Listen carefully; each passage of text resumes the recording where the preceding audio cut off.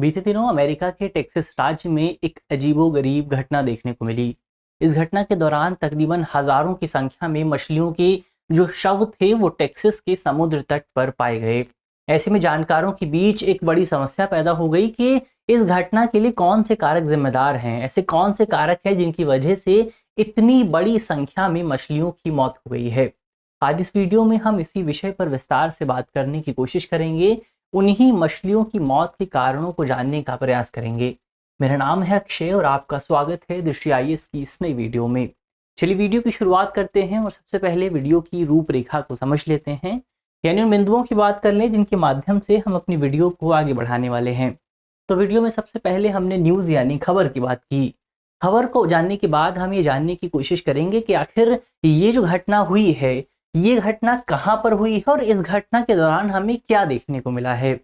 इसके अलावा ये जो फिश किल की घटना है, इस घटना के कारण क्या हो सकते हैं और क्या ये जो घटना हुई है, ये घटना क्या अपने आप में एक असामान्य घटना थी, इस पर भी बात करेंगे। इसके अलावा हम ये भी जानने की कोशिश करेंगे कि क्या इस घटना को हम जलवायु परिवर्तन से जोड़कर देख सकते हैं, उस पर भी बात करेंगे। और अंत में एक सवाल पर भी बात करेंगे। सवाल जो होगा वो प्रीलिम्स का होगा। इसके अलावा ये जो पूरा विषय है, आप इसे मुख्य तौर पर सामान्य अध्ययन प्रश्न पत्र 3 से जोड़कर देख सकते हैं। और ये पूरा विषय मुख्यतः जैव विविधता और जलवायु परिवर्तन जैसे खंडों से जुड़ता है। चलिए वीडियो की शुरुआत करते हैं और सबसे पहले घटना क्या है और कहाँ पर हुई है, इसको जानने की कोशिश करते हैं। तो ये जो घटना हुई है, ये घटना मुख्य तौर पर अमेरिका के टेक्सास राज्य में हुई है, टेक्सास स्टेट में हुई है। अब कहाँ पर यह है स्टेट, तो ये है हमारे सामने नॉर्थ अमेरिका का नक्शा। नॉर्थ अमेरिका में मुख्यतः मोटे मोटे तौर पर 3 देश आते हैं। सबसे पहले ऊपर है कनाडा, फिर अमेरिका और नीचे है मेक्सिको। अब बीच में अमेरिका है जिसका नक्शा यहाँ पर मौजूद है और अमेरिका के सदर्न हिस्से में मौजूद है टेक्सास।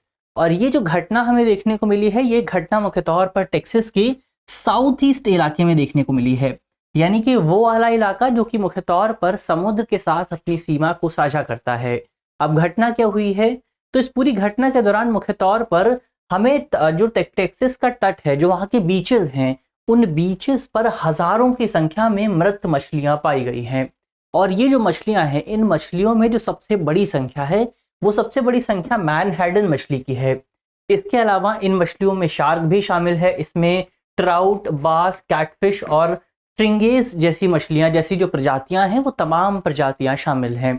और इस पूरी घटना की जो निगरानी करने वाले तमाम वैज्ञानिक हैं, उनके द्वारा फिश किल का नाम दिया जा रहा है। इसको फिश किल के तौर पर संबोधित किया जा रहा है। तो ये तो फिश किल घटना की बात हुई कि घटना में हुआ क्या और ये घटना कहाँ पर देखने को मिली थी। अब आगे बढ़ते हैं और ये जानने की कोशिश करते हैं आखिर इस घटना के कारण क्या हो सकते हैं। तो हमने बात की कि इस घटना को फिश किल के नाम से जाना जा रहा है।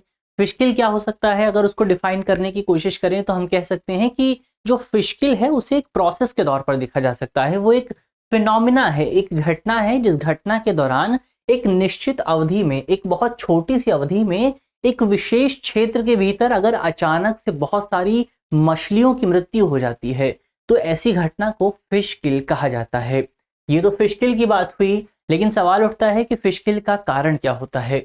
तो फिश किल का कारण होता है कि अगर समुद्र का जो जल है या फिर कोई भी जो वाटर बॉडी है, अगर उस वाटर बॉडी में जो डिजॉल्व्ड ऑक्सीजन है, जो घुलित ऑक्सीजन है, अगर उसकी मात्रा बहुत ज्यादा कम हो जाती है, तो इसका परिणाम ये होता है कि मछलियां जो हैं वो सांस नहीं ले पाती और सांस न ले पाने की वजह से दम घुटने के कारण उनकी मृत्यु हो जाती है और बहुत बड़ी संख्या में मृत्यु होती है। तो इसी घटना को फिश किल कहा जाता है। अब आप यहाँ पर सवाल पूछ सकते हैं कि आखिर जो टेक्सास वाली घटना हुई है, उस घटना के लिए कौन से कारक जिम्मेदार हैं, वहां पर जो डिजॉल्व्ड ऑक्सीजन था वो लेवल इतना ज्यादा कम क्यों हो गया। इसको जानने की कोशिश करते हैं, इस पर भी बात करते हैं। तो इसके लिए जानकारों द्वारा मुख्यतः 3 कारण बताए जा रहे हैं। 3 कारणों की वजह से वहां पर जो डिजॉल्व्ड ऑक्सीजन था उसमें बहुत ज्यादा कमी देखने को मिली। इसका पहला कारण था गर्म पानी, यानी कि वार्म वाटर। दरअसल वहां पर यह देखा गया कि वहां पर लगातार तापमान में बढ़ोतरी हो रही थी और विज्ञान ये कहता है कि तापमान में बढ़ोतरी की वजह से पानी जो है वो तेजी से गर्म होता है।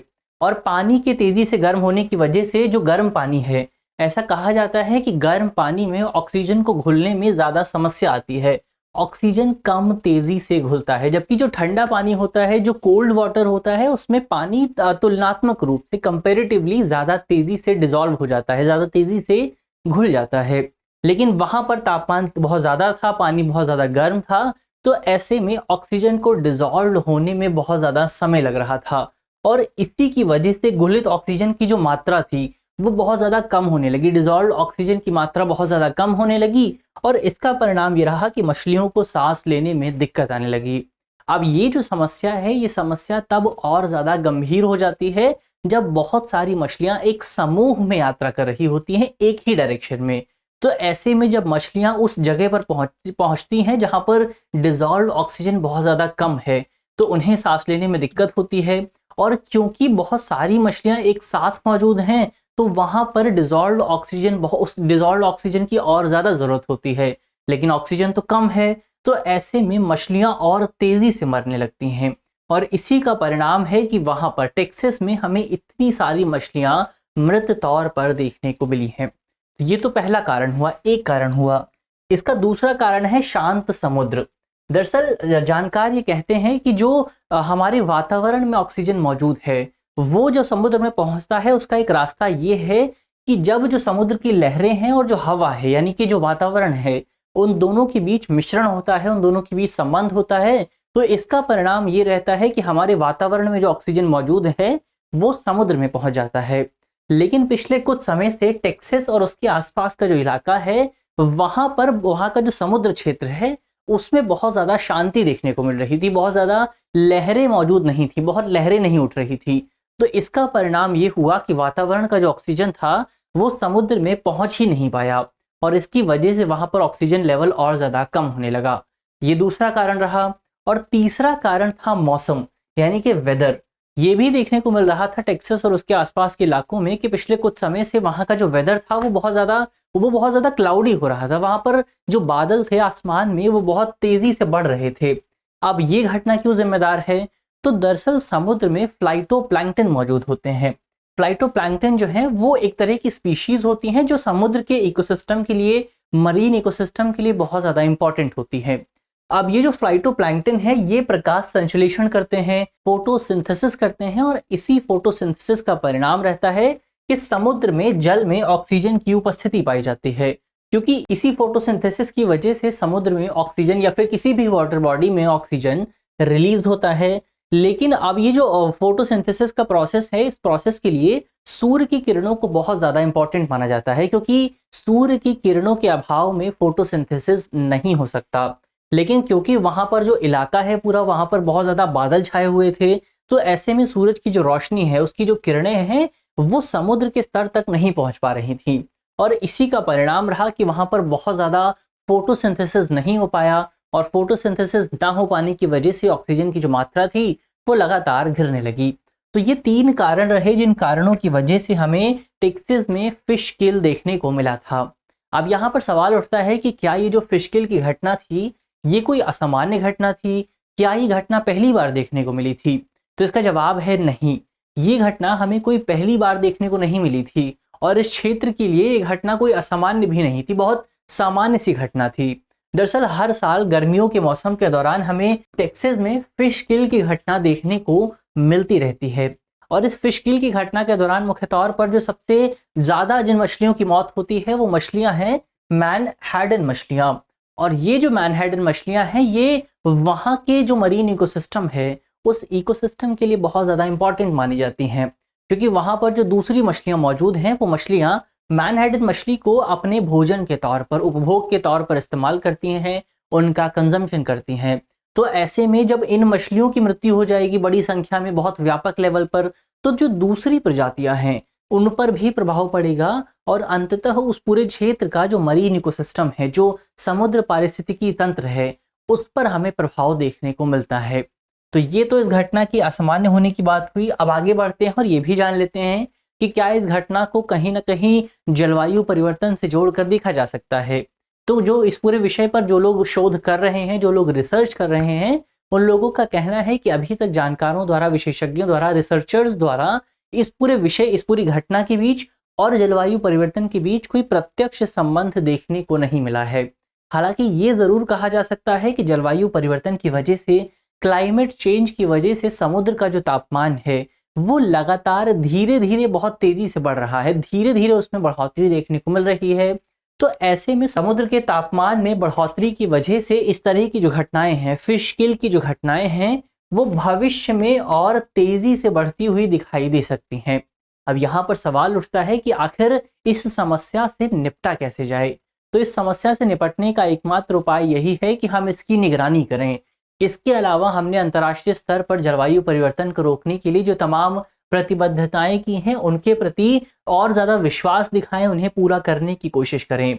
निगरानी यहाँ पर बहुत ज़्यादा इंपॉर्टेंट हो जाती है, क्योंकि निगरानी इंपॉर्टेंट इसलिए है कि जलवायु परिवर्तन का केवल एकमात्र प्रभाव नहीं है, जलवायु परिवर्तन के बहुत सारे प्रभाव हैं और बहुत सारे सेक्टर्स में हैं। तो ऐसे में इन तमाम प्रभावों को अलग अलग करके ना देखा जाए, बल्कि इसको लेकर एक इंटीग्रेटेड अप्रोच अपनाई जाए कि जो तमाम प्रभाव हैं वो एक ही मंच पर आए और उन्हें एक साथ संबोधित करने की कोशिश की जाए। इसके अलावा क्योंकि जलवायु परिवर्तन का प्रभाव जैव विविधता पर भी होता है, तो इस लिहाज से भी निपटना बहुत ज़्यादा इंपॉर्टेंट हो जाता है। तो ये तो इस विषय की बात हुई। अब अंत में एक सवाल की बात कर लेते हैं। सवाल जो है वो प्रीलिम्स का है और आप कमेंट बॉक्स में सवाल का जवाब दे सकते हैं। आज का हमारा सवाल है कि निम्नलिखित में से कौन सा समुद्र की सतह के तापमान में वृद्धि का परिणाम है। हमारे ऑप्शन है, ऑप्शन ए घुलित ऑक्सीजन की कम मात्रा यानी डिजॉल्व ऑक्सीजन कम हो जाना, ऑप्शन बी मछलियों को सांस लेने में दिक्कत, ऑप्शन सी उपयुक्त दोनों, या ऑप्शन डी इनमें से कोई नहीं। तो आप कमेंट बॉक्स में सवाल का जवाब दे सकते हैं। मुझे उम्मीद है कि इस वीडियो में जिन बिंदुओं पर बात की गई है वो आपको समझ में आएंगे, और यदि आपके प्रश्न पत्र में इससे जुड़ा कोई भी सवाल आता है तो आप उसे आसानी से हल कर सकेंगे। इसके अलावा यदि आप इस वीडियो की पीडीएफ चाहते हैं तो इसकी पीडीएफ आपको हमारे टेलीग्राम ग्रुप पर मिल जाएगी, और टेलीग्राम ग्रुप का जो लिंक है वो वीडियो के डिस्क्रिप्शन में होगा। तो ग्रुप से जुड़ना बिल्कुल भी ना भूलें। मिलते हैं आपसे अगली वीडियो में, तब तक के लिए धन्यवाद।